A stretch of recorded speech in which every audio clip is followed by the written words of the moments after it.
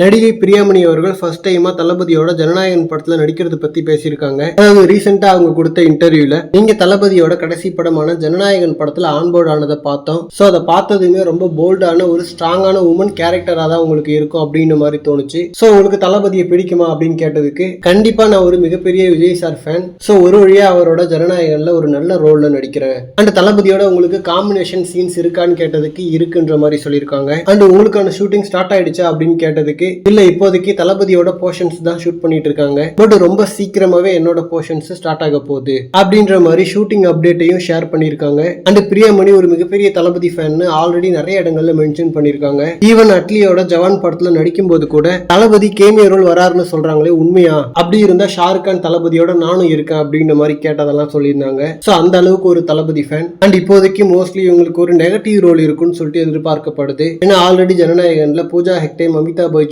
சொல்லிட்டு first heroine, second heroine நிறைய பேர் இருக்காங்க. அண்ட் பிரியாமணி அவர்களும் சும்மா தண்ணி கேன் போடுற கேரக்டர் எல்லாம் பண்றது இல்ல. ஓரளவுக்கு இம்பார்ட்டன்ட் கேரக்டரா சூஸ் பண்ணி தான் நடிச்சிட்டு இருக்காங்க.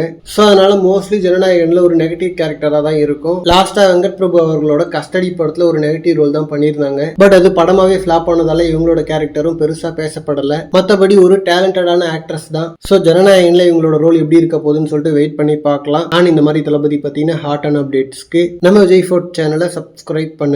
Thank you.